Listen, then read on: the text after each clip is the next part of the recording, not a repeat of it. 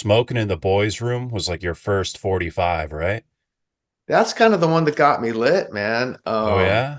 Yeah, that was probably like, I don't know how old I would have been, maybe 10 years old, but I had like this little record player, like this little compact one, and I had a couple 45s, and it was that Brownsville station, Smoked in the Boys Room.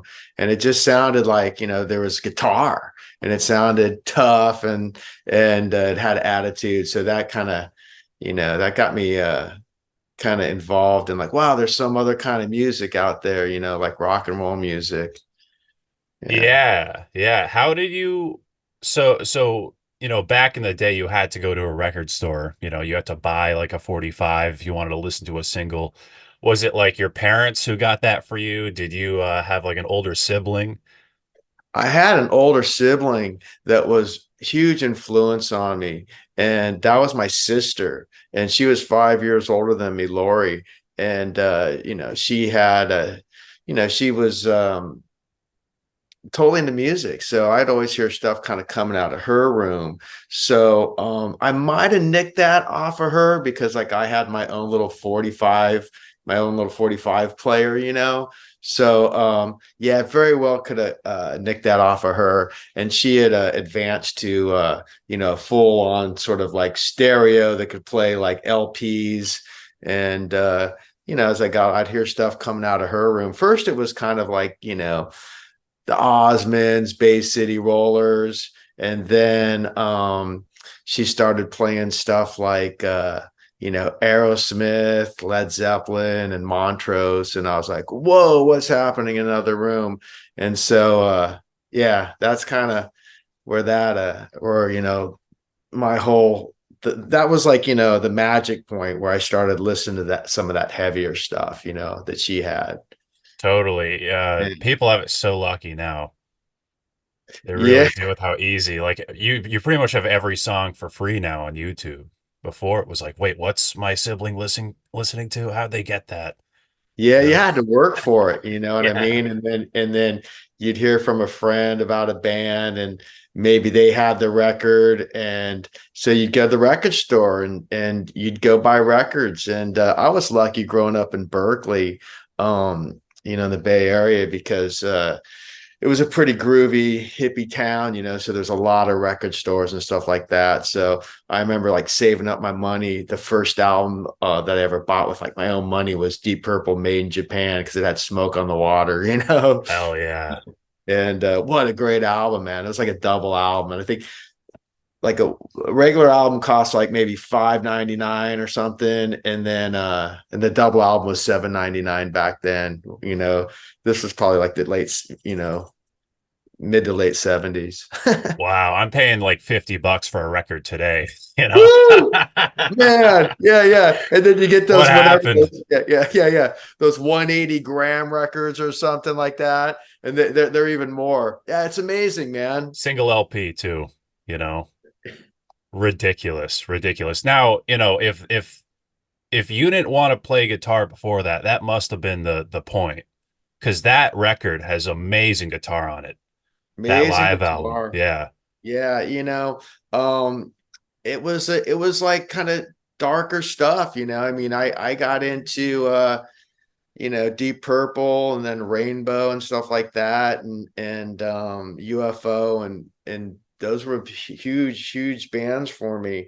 And but yeah, Richie Blackmore's phenomenal. I mean, those guys were like seasoned players, man. I mean, it was pretty incredible. Yeah. Just be in that sort of world at that time, and listen to it going to sleep stoned with the headphones on or whatever.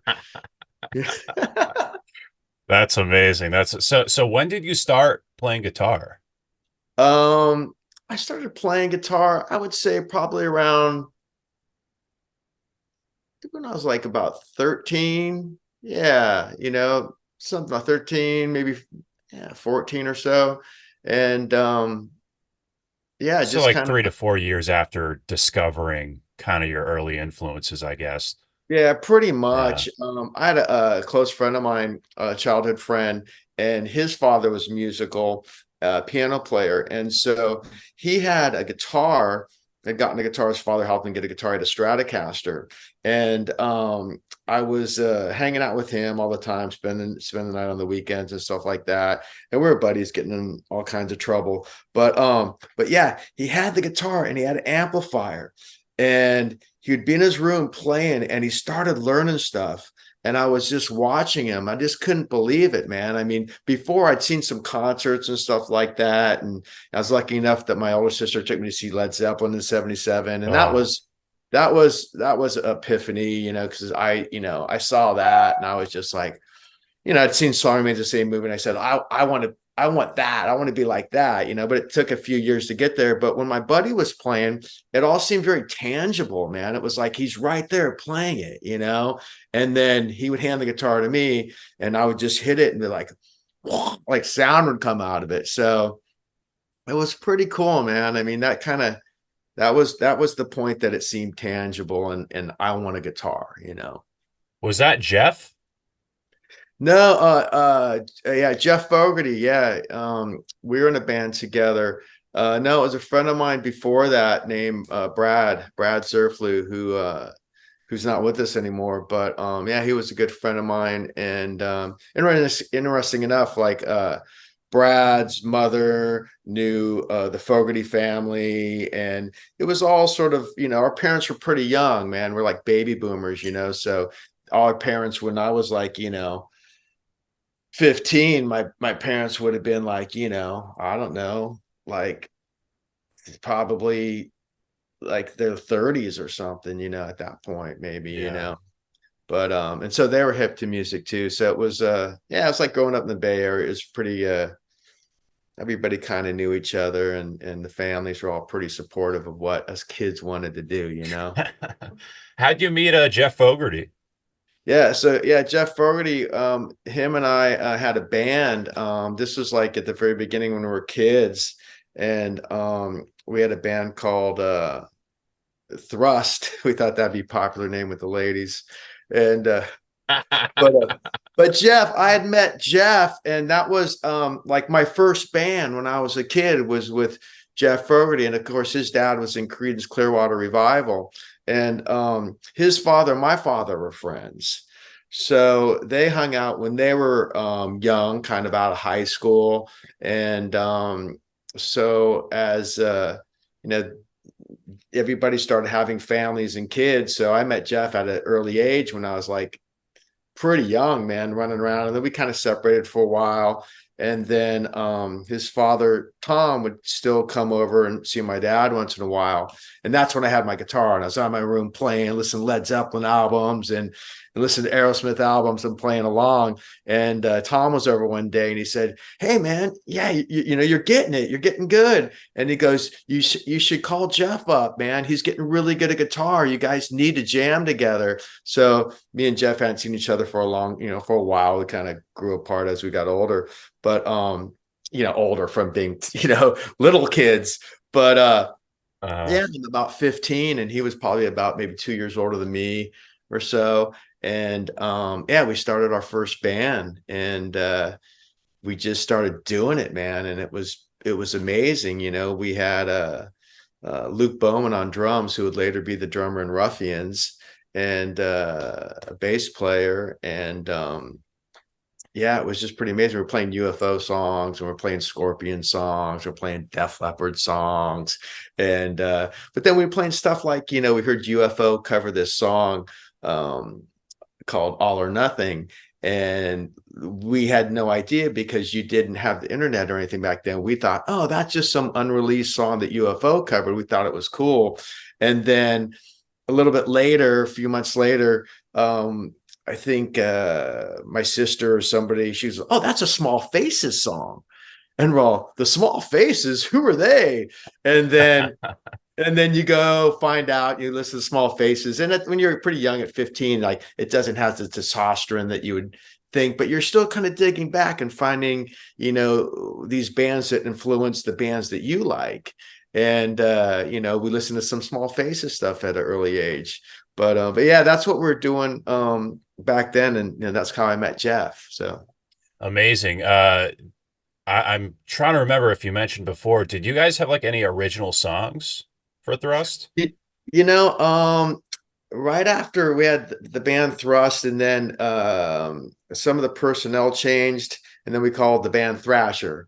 And then we'd later find out that there's a skateboard magazine called that. But Yeah. yeah, we thought it was a cool name at the time.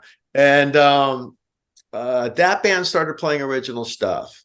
So that was like the first songs that we started writing when we were young. And I think at that point, I'm still around 15 because stuff moved fast, then it was like, we had Thrust and Thrasher all within the time that I'm 15 years old. But yeah, we started writing songs, and the songs that we started writing were kind of influenced by those bands like UFO and stuff. But we had started getting into Judas Priest at that time, and Iron Maiden and bands like that. So that was kind of Def Leppard. I mean, that first album we're really into. So that started influencing our writing and the direction that I wanted to go and other guys wanted to go in the band. Yeah, yeah. Now, in terms of like original stuff, was that ever published? Did that turn into Ruffians songs? No, none of that. No, that was pretty, just some primitive writing, I think. It was Yeah. you're da, da, da, da, da, da, da, da, and so yeah, we had probably like three or four originals along with the UFO Scorpion stuff we'd play. But no, it's funny enough, none of it's been published or out or on YouTube or anything. But maybe a couple years ago, Jeff had given me a CD of a party that we'd played back in like 1981 or whatever it was. And Wow. uh he goes, yeah, man, I'm gonna try to get this thing to sound good. And I listened to it, and I was like, oh man, we're not too bad for being like a bunch of kids. And there's a few songs when Jeff's dad Tom would jam with us. Like we'd play the party or play and he'd Wow. show up. And so we would do stuff like oh man, what do we play when he sat in with us? We'd do like Sloop John B, like Beach Boys, or we'd do like Muddy Waters. And Wow. we even did one time, I remember we played a youth group thing, and we did Proud Mary with him. That's And awesome. yeah, I mean, he was like he was my friend's dad. And he was my dad's friend. So it just seemed like, oh well, he's in Creedence. He was in Creedence Clearwater. This is, you know, Yeah, yeah, casually. but he was very supportive, just like my father was. My father didn't play an instrument or anything, but Tom was very supportive, and hey, get up with the kids, man, and jam. And he let us use, like, we used to play through the old Creedence Clearwater amplifiers before we got like our Marshalls and stuff, and it was those old custom um blue sparkle padded amps. They were the custom brand amps, and they were so clean that you had to put like a MXR Distortion Plus in front of it, get the distortion. Uh-huh. Uh, but yeah, it was really cool back then, and having people that was supportive, and Tom being real supportive and all that sort of stuff. Wow. Now on that, I'm curious. I have a couple of questions on that CD. Are there any of the original cuts on that? And do you remember any of them? Like, could you play any currently, or are they just erased from your memory? No, they're completely erased from my memory. Yeah. Shit, I remember. Dun, dun, dun. I listened to it though, man, and uh the the drummer was Chris Mignatis, a friend of mine, and Dan Mora played bass, and Dan Mora would be the bass player in Ruffians. And I just remember listening, like those guys were really grooving, man, that as a rhythm section. And Dan was such a great bass player. He took to playing the bass so well. He picked it up so well. I remember he had growing up in the same neighborhood. Um, Dan had broken his leg, so he was like kind of confined to being at his house, and he had gotten his bass before that. And I remember like going to his house, like, you know, a month later or something like that. And, because he couldn't go out and hang out and play with us, get the broken leg, but I went checked in on him. And dude, he was playing Who songs, he was playing UFO songs, he played with his bass. And I go, how did you get so good? He's all, I got a broken leg, man. I sit here and play my bass all day long. And he learned it by picking up the needle like we all did back then, like, step by step, man. And it totally fucked up your records doing that. But that's how you learn how to play music. Yeah, people have it so easy now. Yeah, People have it yeah, so easy. You have to have a stereo, you have to have the record itself. yeah. But And that's then we got cassettes. We started learning how to play off cassettes and bang, bang, bang, bang, forward, backwards. And then you would take that and then you'd hook up with your buddies, and maybe he got something out of it that you didn't get out of it, or vice versa, and you'd show each other stuff. And yeah, it's pretty neat. yeah, and then the tape gets destroyed, unfortunately. I Yeah. collect cassettes. There's so many old ones. Like I've found like original Kill 'Em Alls and stuff, and they're just completely unlistenable. Like just I know. destroyed. Oh, Well, hey, but vinyl's still sticking in there. yeah, vinyl's made a big resurgence. It's been a while now, and yeah, it's great. A lot of stuff's getting released on vinyl.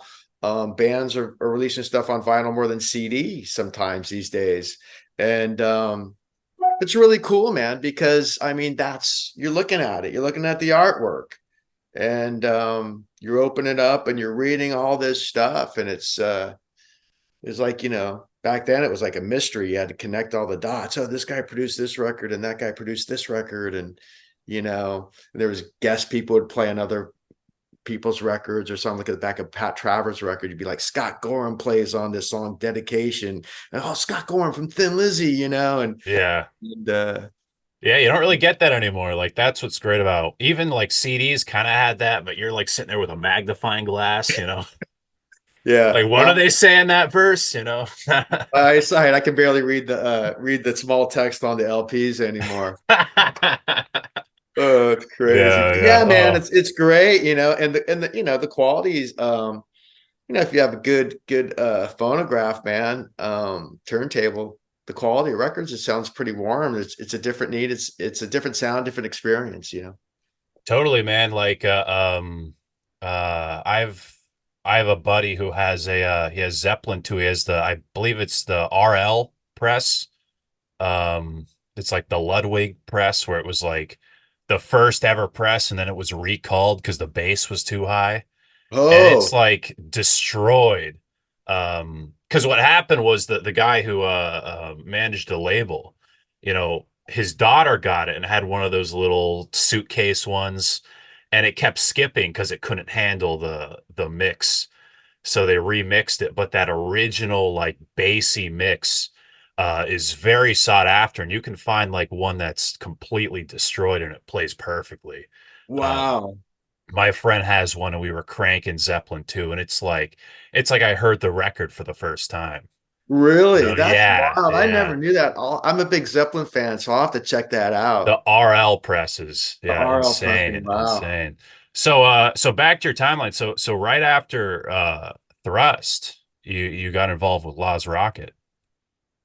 Was Yeah, that yeah. We had Thrasher, and then and then Law's Rocket. I was in that band for a little bit. It was me and Aaron Gellum, the other guitar player, and Mike Coons. We started the band, and yeah, that was around like 19, I don't know, like late 81, maybe early 82. Yeah. so you're a founding member of Lāās Yeah, Rockit? yeah. That was a long time ago, man. And yeah, we did that. We started writing originals right out of the gate. Yeah, Yeah. yeah. How do you remember your time in that band?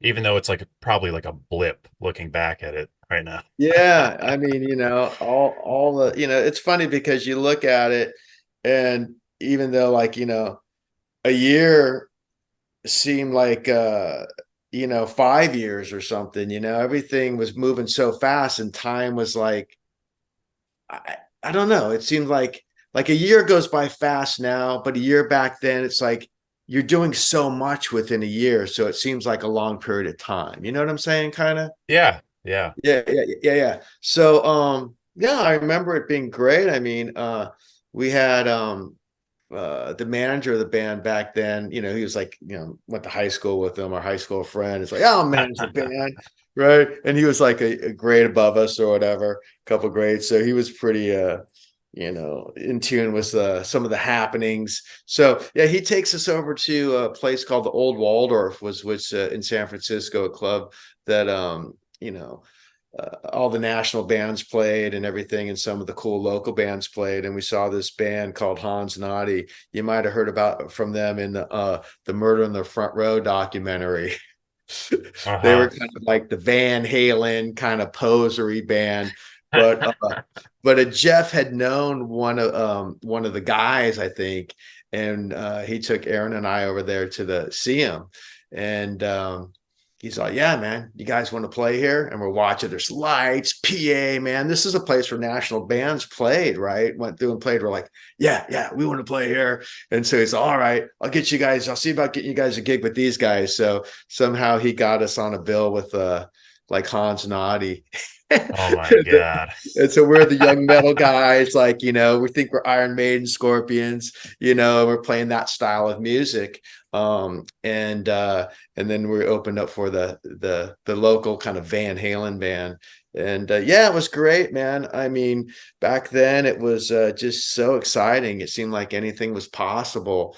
And we started playing shows there. They were called Metal Mondays. And the people thought, oh, we'll give the metal kids the Monday night. We'll see how it does. And man, the local kids started coming to those shows. And next thing you know, they're doing Metal Mondays on weekends. That's Yeah. amazing. That's amazing. Yeah, it was Wow, man. great. It was really cool. And that's the first time I met the guys in Metallica. And the manager, LȧÄZ Rockit manager at the time, he had connected with them. I think they'd sent him the demo. And so they came up and played, and we did a show at the Old Waldorf with them, and they had played before us, right? Because we were kind of been playing there already, and we're more the local guys, and they're coming up from LA. And man, I remember seeing their sound check, and I was just like, whoa, man, like what's going on here? Those guys, I hadn't seen a band, play that fast with that many time signatures. I hadn't seen a local band do that really, and they weren't local yet, but they would soon become to be. Yeah, yeah. Definitely, definitely. Wow. So right after Lāās Rockit, you went on to form Ruffians. Was this a reaction to your like departure? Or you like, I'm just gonna make my own thing? Was it a Yeah. natural thing? Well, I was replaced in that band by another guitar player, and then I said, okay, I'm gonna do my own thing now and start a band, and that was Ruffians, and that was probably when was that? I don't know. We probably formed that band, started playing around because I was in LāÄz Rockit maybe for a year or so. So that was probably around 83, maybe early I 83. think the first demo's 82. Is it 82? Okay. Yeah, I can fact check all this right now. Yeah, I think it's 83. The first demo we Formed did. in 82. Okay. So I think you're looking at the internet though. Yeah. I, You're I feel like you're a more the, reliable the source. band the band formed in 83. We did our first demo in 83, and we did our first show. I think it was the latter part of 83 at the Mabuhay Gardens. So Okay. anyhow, so yeah, so Ruffians, yeah, we started that band, and I started that band with Luke Bowman, who was in the previous bands with me that I talked about when we were kids, and another guitar player called Chris Atchison. He was another guitar player, and he'd played with Luke in a band called Heretic during the time that I was playing in LāÄz Rockit. Yeah. And so we, the three of us, hooked up and started writing songs. and it was in the drummer's basement of his house, right? His mom was kind enough to let us practice down there, right? So we'd run off from school, come home from high school, go practice at his place at like 3 o'clock till like 5:30 till his mom couldn't take it anymore, and then we'd all break off to go home and go eat dinner. But yeah, so and then we needed a bass player, so we grabbed Dan Mora, who I had previously played with the bands that I talked about earlier, the Winter Kids. And then we had the nucleus of the band, man. We had 4 guys, and then we needed a singer, and we just started auditioning singers. We auditioned, I don't know, man, so many singers. We wanted someone that was really good. I mean, I've always loved bands with great singers, whether it be like, Rainbow, with Dio, or whether it be Iron Maiden, Bruce Dickinson, or Phil Mogg from UFO, or even like John Waite from the Babies. I mean, I like the Babies when I thought they were a really cool band, and that's such a great singer. So but yeah, so we auditioned lots of singers, probably well over 30 or 40, and then we landed with the first singer of the band, a guy named Rob Bonston. Yeah. Yeah. So getting the timeline right here. So you put out 2 demos and then the debut EP. So how do you recall the writing and recording process of that first demo, which was 83, I believe? 80, yeah. The first demo, yeah, we were just those were songs that probably two of them, I think two of them might have ended up on the album. I don't, man, I can't remember what was on that very first demo. Um, uh, Yeah, maybe we're one, talking how many years ago yeah, now? yeah, yeah, a long time ago. But anyway, Yeah. so we did the first demo, and that was with singer Rob Bonston, and it was like something we started passing around. We started playing some pretty cool shows, man. We started playing like with bands we played Exodus, we played with a Hell band. yeah. We played Dawkins, we supported them. We supported uh Slayer, right? yeah, yeah, yeah. That was that time we played with Slayer and LȧÄZ Rockit. Yeah, that was a great Yeah. show. That was That yeah, was Slayer's, if I can recall correctly, like their first ever Bay Area show. yeah, that was January of '84. And I came across a Wow. flyer for that a while ago. So yeah, we that was cool. And Jeff, who was the manager of LȧÄZ Rockit at that time, he goes, "Yeah, you want your new band Ruffians to open up?" I'm all, "Yeah, let's do it."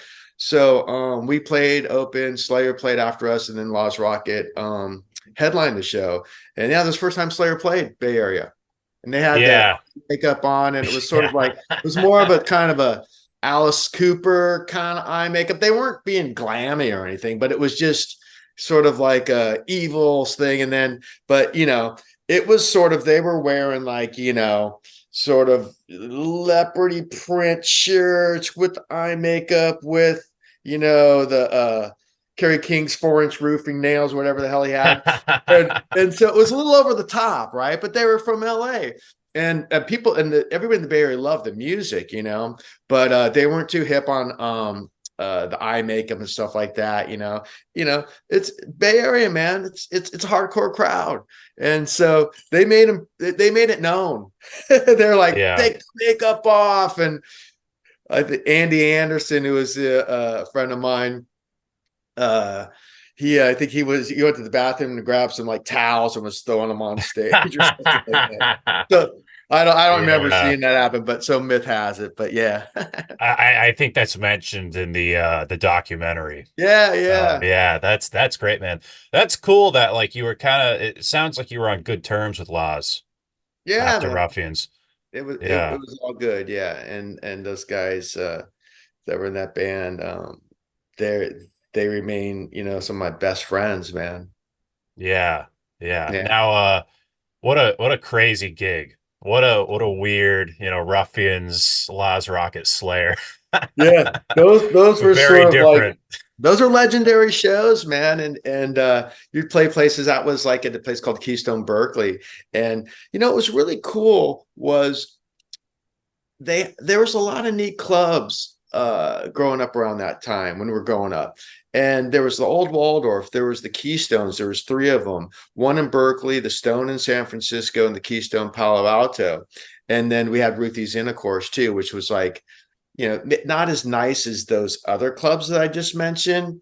And like another really nice one was Wolfgang's. That was a club that Bill Graham had, and Old Waldorf was a club that Bill Graham had.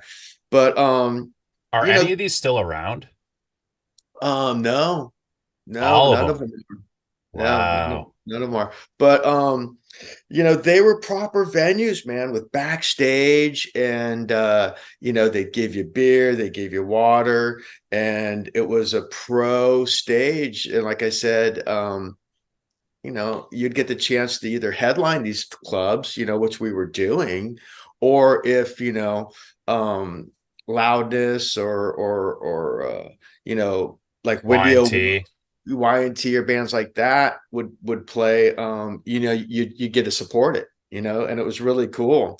There was another place that was really great that had some shows back. That was called the Kabuki Theater in San Francisco, and that was in Japantown. And it was a step above those nightclubs that I mentioned because it was more of a theater. And that place, the other clubs held like, 500 people or something like that. But this place held like, I don't know, I want to say like, maybe 1,000 people, 1,200 Wow. people, whatever. And then we started supporting bands there, and we supported, Alcatraz, which was with when Ingve was in the band at the time. We supported Loudness there at the Kabuki. We supported Y&T, and it was fabulous, man. It was great. I mean, I remember we played with Loudness, and it was in '85. It was the Thunder in the East tour, and everybody was like, Akira, man, he's such an amazing guitar player. He's like the Eddie Van Halen of Japan, right? And Yeah. so we walked in the room and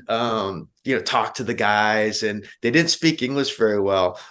Mickey, the singer, he spoke the most English, and Minoru, the bass player, spoke a little bit of English. But we're hanging out with them. I remember Kira Takasaki was like practicing from before their sound check to after their sound check, right up to the show. The guy's just sitting there, like, it's like, whoa, man, this guy just, is he going to eat? He's just sitting there playing his guitar. Every time we walk by the room, he's just playing the guitar. It's But it was very really dedicated. cool. It was cool, man. Like, because those are bands that you were hip to, like that you liked, and it was really neat being able to support those bands and meet them, and and to form relationships with them. That must have been, you must have had so much motivation going into the recording studio, putting out like your first record, being around all these amazing artists, and playing with them. It must have really fueled like, let's do this, let's put out something awesome. Now I'm curious, what your relationship was with Victory Records. Yeah. So my sister Lori, was managing Ruffians, right? She stepped in, and so she was totally behind us, man, and getting us all kinds of cool gigs. And we did the demo, and the demo was well received. We sent it all throughout Europe, man. People were trading the demo around. We're getting played on college radio. And she was like, okay, we need to do a record. I'm like, oh, wow, okay, how we get signed to a label. And she goes, we're just going to do it ourselves. And that was a time where there was a lot of bands during that time period that were, DIY bands, and they were putting out, their own records or EPs or whatever they could afford to do. So we were one of those bands. So she goes, all right, I'm going to form Victory Records, and I'm going to send you guys in the recording studio, and you're going to record these songs off the demo, and new ones that that we had written. And so we had gotten, we recorded that in January of '85, and Carl Albert was the second singer for Ruffians. After the first guy left, Carl came in the band in '84, April of '84, because I know this because we had the gig opening up for Alcatraz, and we had that gig booked, and the first singer and the first bass player left the band. So we were just like high and dry, man. And we had this gig at the Kabuki, and we're like, there's no way we're going to cancel it. My sister goes, don't cancel it. We're going to get another bass player. We're going to get another singer. So she goes, worst case scenario, we can cancel it at the last time, at the last minute or whatever. So anyhow, we had gotten Dan Mora, because he wasn't the original bass player. And then Carl Albert came in, and, he was phenomenal. So I'm just giving a little history. So we did, we go in to do the record with Carl. And that was at a place called Studio D in Sausalito and Marin. And so Lori says, all right, we're going to go to the studio, which is, this was one of the nicest studios in the Bay Area, man. It was like, this is where like Santana, Huey Lewis and the News, Wow. yeah, a lot of people, they did their albums there. And so she goes, we're going to do it there. We're all great. She goes, but you only got 24 hours. Yeah. Yeah. So she goes, I could only afford to book the place for a 24-hour block.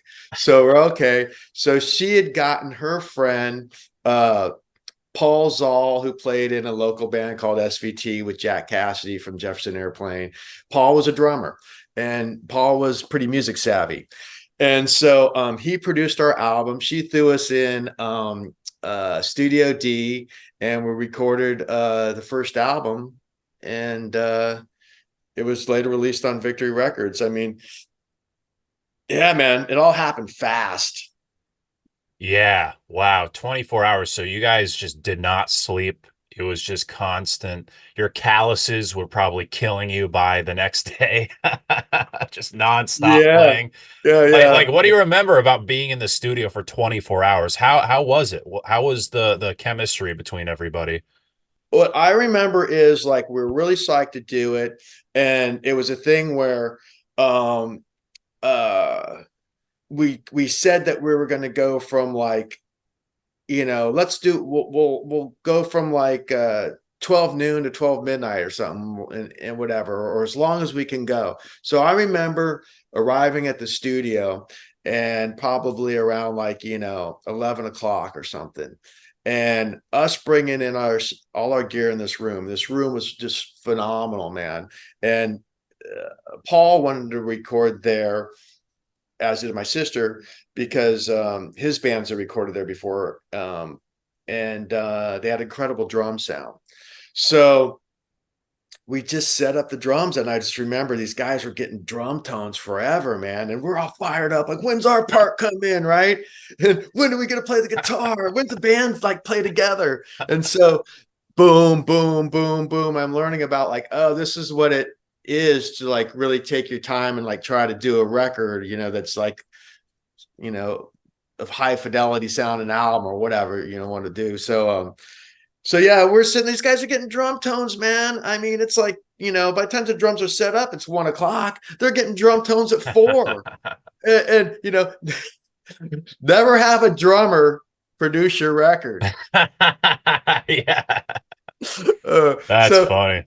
But yeah, so we did. And so I remember he goes, okay, this is what you guys are going to do, man. You're going to rip through your songs, and you guys, it's getting on late, so let's hurry up. We're like, it's getting kind of late. You've been doing drums. So we set up the guitars with our Marshalls, and the bass player's going like, I think he's got his amp, but he's going direct. And I'm playing through direct signal through Tom Schultz Rockman, one of those little headphone things that you used to play guitar through, right? Uh, And it had this sort of light, chorus 1 and chorus 2. Chorus 1 was kind of light, chorus 2 was kind of heavy. So I had it on chorus 1, and so they go, "This is going to be a ghost track, and then you guys will come do your rhythms in the control room afterwards." So we did it, and I remember those guys later on like going, "Hey, that chorus sounds kind of cool. We'll kind of embed that into the track," which ended up being kind of cool. Listen back to it, like I thought it was a little bit too much chorus, but that was a sign of the times, big drums, kind of chorus on guitars and stuff like that. But so yeah, we got through, man. We did all the tracks. We got the drum tracks down. We captured all the bass at the same time we did the drums. And the bass player had to come in and like maybe do like one or two fixes. Dan was phenomenal. Guy never made a mistake, fucking hardly ever. And then so we went in the control room. We banged out the rhythms, and we banged out the leads. It all happened really fast, man. We're recording on like 2-inch tape, so you had to like kind of nail it. You could punch Yeah. in a little bit here and there, but it was kind of play through the whole song, man, and don't fuck it up.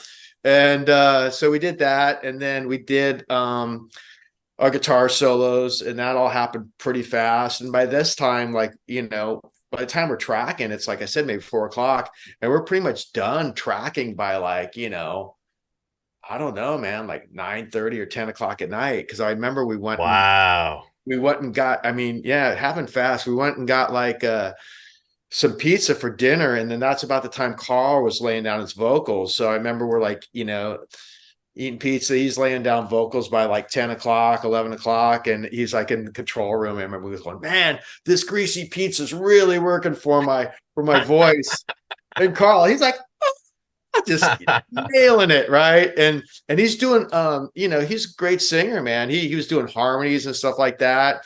And then after he did his vocals, we kind of came back and did a little bit more lead guitar just to play off of what the vocals were happening. And yeah, we went till about like, till we dropped maybe like, 2 or 3 in the morning. And then it's like, Wow. and then we tracked this with the album there. And then a few days later, we went to another place and we mixed it. And I think I did some acoustic guitar there or whatever. And then we went in another studio, mixed it in a day. But I remember like mixing the album was really cool because Paul, the producer, like he was sitting there and he would play the song, and then the song would end. He would say, okay, when the song ends, I want you to sit there, just zone out and just count, and then holler out the number that you hear before the next track would start. So you'd sit there, the track would end, it'd be like, or like, I hear it after Interesting. 3 seconds or 4 seconds. And he would say, that's how we're going to, make the masters. So when they go cut the record, that will be the space between the songs that you've dictated, that you heard in your head. So it was kind of cool. Like that's how you Wow. presented music back then. You presented it in the order that you wanted people to hear it. Side one starts off with a barn burner or something. And then there's, the other tracks, and the side two starts off with like a barn burner and ends with a ballad or something, to how many seconds there are of silence between each track. Whereas now it's like, I think everything's 2 seconds or something. Yeah. Wow, man. That's great. It's so crazy how things have changed, you know? Yeah, You know what I mean? yeah. Especially like you were talking tape and everything. Wild. Um, Now, how soon after all this did the physical release come out? So we recorded the album, the first Ruffians album. That was January of '85, and then uh once we got it done, just I'll step back a little bit. Laurie took it down to have it mastered by Bernie Grundman in Los Angeles, and there was only a couple people back then that were mastering albums. There was Sterling Sound in New York, there was Bernie Grundman in LA, and then maybe two or three, like more in the country. And if you look at back of these albums back in the day, it's usually Sterling Sound, Bernie Grundman. And so I wasn't there for the process, but Lori took it down, and she was saying how every time he would hear Bad Boys Cut Loose, the Ruffians track, he'd say, this always reminds me of White Punks on Dope, the Tube song, because he had mastered that album. So anyway, Lori Wow. came back with the Mother tapes, and then the Mother discs. And then, yeah, we went and had it pressed, and it came out in May of '85. And we did it on our own label. Like I said, I think we had maybe like 3,500 copies made.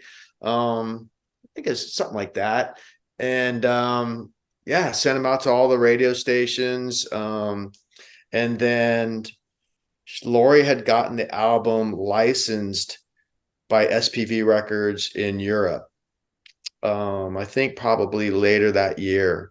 And so that album was released. It was SPV was a pretty good label, man, back in Europe. So it was released Hmm. all throughout Europe, and then she had it released in Japan on another label called Far East Metal Syndicate, which Slayer was on, Wow. and and some other metal bands. So then we had the album sort of, we'd licensed it out. We were in control of the album, man. We sent it. We got our money for the record, and we retained all our publishing, and it was a real lesson in how all this is done, for me.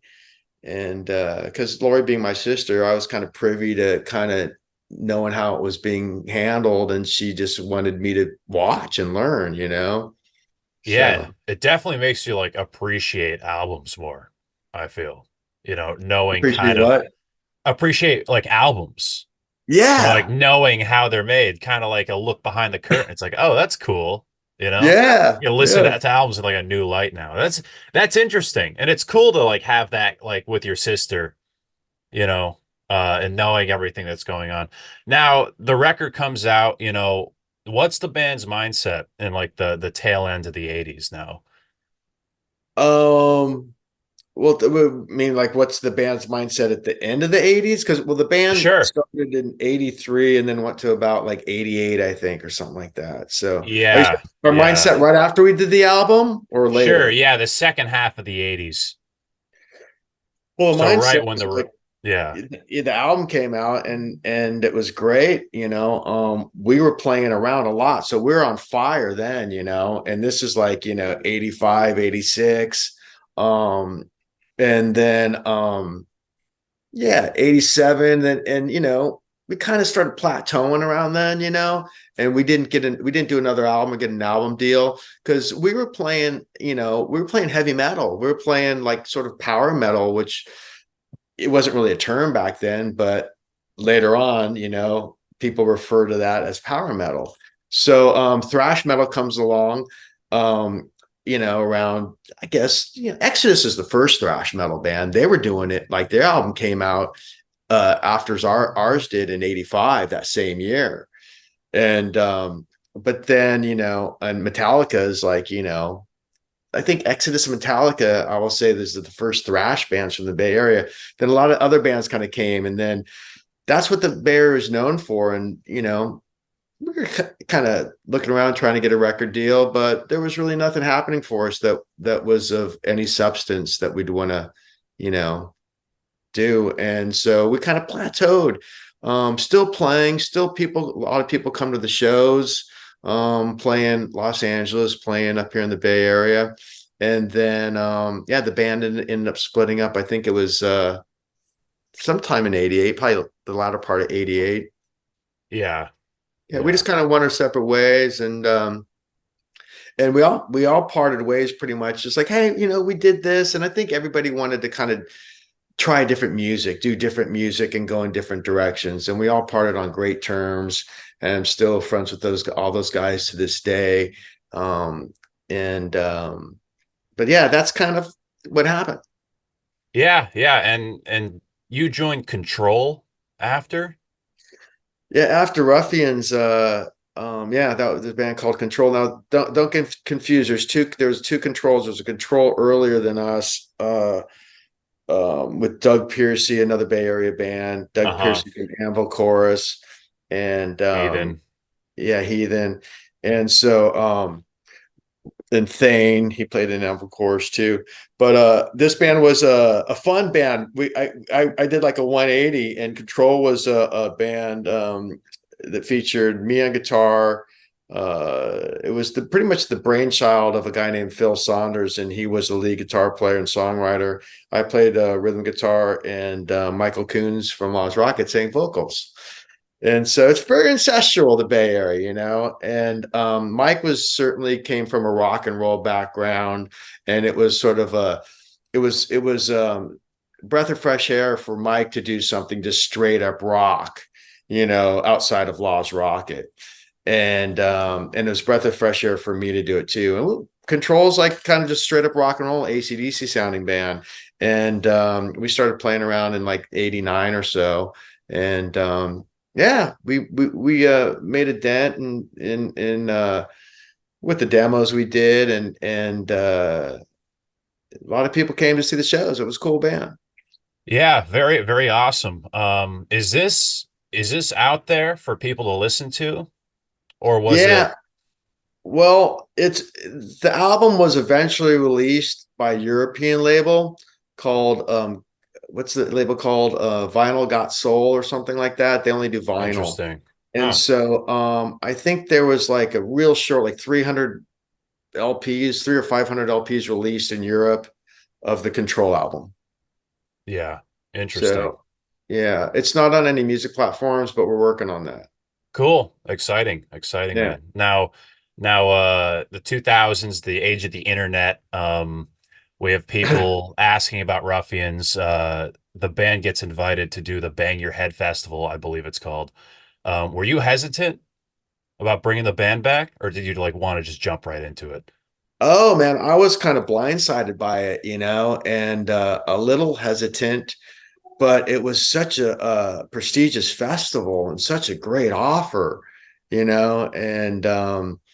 that festival, along with some other festivals in Europe, but I think especially that one is known for kind of resurrecting some bands from the past, that were popular in Europe, bands that have broken up and kind of getting them back together to play. So yeah, I was thought about it for a while, then I was all in. I said, let's do this. And I called Chris, the guitar player. He wanted to do it. I called up Luke, he was in, and yeah, we got Rich, the singer. He was the third singer for Ruffians. He came after Carl, and yeah, we're all in, man. It was great. So we went over and did it. I would have never thought that the band was going to get back together. So, but yeah, went over there. We did a warm up show with Death Angel the night before, which is just amazing. Awesome. I mean, people were singing the songs. I couldn't believe it. And yeah, it was special. And then we played the festival the next day. At what point were you like, maybe we should put out a second release?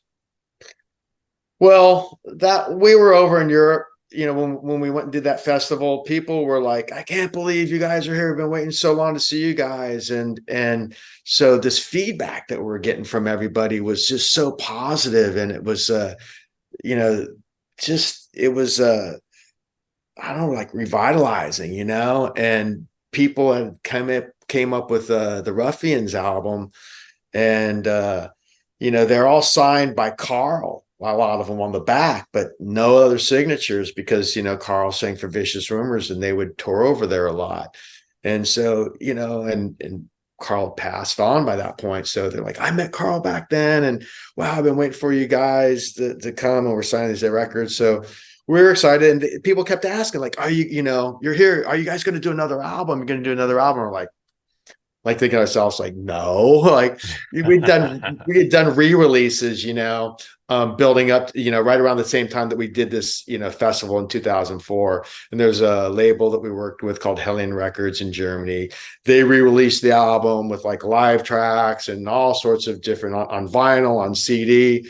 And so yeah, we did that. We went back to Europe the next year, 2005, and we did a tour playing like 5 countries or so. And yeah, you guys going to do another album. And then so we came back and we said, let's do it. So we released Desert of Tears was a full length album, 12 songs in 2006. Yeah. Did you get 2 days of studio time for that? Yeah. Well, a little bit more than that, but not enough as I would have liked, as always, right? Got to wrap it up, man. The label wants the record. So I feel pretty good about it. I think we got about like, maybe 90% there. It'd have been nice to have a little bit more time on it, but I'm happy with it. Yeah, you mentioned before, I think you wanted more keys on it or Yeah, something. more keyboards would have been cool. There's keys on a couple tracks, a track called Day of the Champion and a track called Freedom. And Yeah, the guy Phil Bennett plays in Jefferson Starship. Yeah, he plays keys on it. Great keyboard player. And it would have been cool to have more keys on it. I like that kind of stuff. It just adds a real cool texture. totally 100%, man. How'd Yeah. you get signed to Metal Heaven for that release? Yeah, well, the word was out that we are going to do another album, and we wanted to give Hellion Records, who did us right with the re-releases, the first shot. And then we start talking to Metal Heaven. Through our friend in Europe, Jurgen, he's sort of a like liaison for the band in Europe. He makes things happen for us. So he knew the Metal Heaven guys and said, hey, they want to talk to you. So they offered us more money, man, and they offered us tour support. So once I got the offer from them, I did go back to Hellion Records and say, hey, man, this is what they offered. Can you come close? Can you meet us? And he goes, I just can't. And Mm. so, because I want to stay loyal to them, man, you know. So then we went with Metal Heaven, and yeah, it was cool. Yeah. Now, in terms of the modern day, if a festival ever offered, a spot for Ruffians, would you take it? Or do you just kind of want to move on? I mean, it sounds flattering, and yeah, I love the band, and I love the guys that were in the band with me. So I don't want to never say never, you know what I mean? But it would be probably slim to none. I don't know, man. We'll see. Yeah, you've lived like 5 lifetimes, I feel, Yeah, yeah. But already. it's great playing. It's great playing over there and playing the festivals. I mean, a real highlight for me was like we were playing a warm-up show before a festival up in northern Germany. And the festival had like, Raven was on it, Blitzkrieg, the Oh, Rods, and all these other cool bands. And so we played the warm-up show, and all the guys were at the warm-up show the night before, like hanging out, partying, right? And so you got Jess Cox, the first singer from Tigers of Pantang there. You got Brian Ross from Satan Blitzkrieg there. You got all the guys from the Rods and Jess Cox from Tigers of Pantang. We played, man, and the band sounded great that night. And they all came up to me afterwards. They go, hey, man, you guys sounded really great, and can't wait to see you guys tomorrow, because we were playing like that sort of music, that sort of the European hard rock metal, man. That what they were kind of doing, so I think they dug us, and so that was a real highlight to hear that from all those guys, bands that I listened to when I was younger, and now we're hanging out with them and talking to them, and they're giving you accolades. yeah, yeah. That must be amazing, man. The connections you have, and it's like, people call it a scene, but I feel like it was more of a movement. You know what I mean? Like so much, like the evolution of the genre definitely like that's is a pinnacle point in it. Now, as someone who is a part of that, what's your opinion on where it's gone currently? Like what the genre of heavy metal is like evolved into? you know um I I got to be honest with you, man. I'm not sort of uh, listening to a lot of new stuff, that much. You know, um, Kind of stuck in the '70s with some of my listening, and heavy metal '80s. Nothing But wrong with that. I know, but I think that there's stuff happening out there that I just don't know about. I think there's a scene. As far as a movement, maybe not as much. But I mean, there's a band, local band called Hellfire, and yeah, you should check them out. And they're really like, man, they're really holding the torch to, carrying the torch of like this, heavy metal, Hell yeah. cool guitar harmonies, and sort of thrash metal, but not too thrash. And they're out. They went out and supported like Death Angel on a US tour. And so there's a lot of decent. There's a band called Haunt. I've heard a couple tunes from. They're a band from Bay Area. So there's a scene going on. There's stuff happening, man. It's just that it's their time. Yeah, awesome, awesome. Very cool to hear. Well, thanks for talking to me, man. This has been a pretty awesome conversation. Really Yeah, appreciate it. man. Well, thanks for Yeah, having yeah. me, Brandon. It's really nice talking to you as well. What's the best way for fans to stay updated with everything you're doing? Well, right now, I'm playing. I have a band called the Butlers, and we play cover tunes. It's just a fun thing with a bunch of different guys who have been in different bands over the years. And if you go to butlerssf.com, you can check that out. And we play throughout the Bay Area. We have some shows coming up here the next few months. And then I'm also playing with Handsome Dick Manitoba, um, who was in the Dictators. And they are a band, classic band from mid 70s from New York scene, that whole CBGB scene, Boss the boss. Yeah. Yeah. So Handsome Dick Manitoba, we're out. Me and Michael Butler, who plays bass in the Butlers, are in his band with some other great guys. And yeah, we've been doing some tours. We just did California, and then we did East Coast tour. And so that's been a lot of fun, man. It's really great. Those are it's great backing him up and playing those songs. I mean, they're such great songs. So that's what I'm doing now. Very, very exciting, man. Hope to see you at some point. You were in New England recently. Yeah, But if we you, missed each other. yeah, Yeah. yeah, Yeah. unfortunately. Well, if you do a Texas run, Yeah, I'll well, be there. I think we're doing the Texas run with Handsome Dick Manitoba in May. Amazing. Yeah, Uh, so I know that we'll do all the hot spots. We'll do Austin, we'll do Dallas, we'll do Houston. So, are you going to be in Texas then? I'll be in Austin in February. Okay, well, cool, man. Well, there's a good chance we'll see each other in May in Yeah, I'm Austin. I'm gonna make sure never again. You're in Yeah, my backyard. yeah. Well, this has been awesome, man. I'm Brandon Battick, and this is Disturbing the Priest.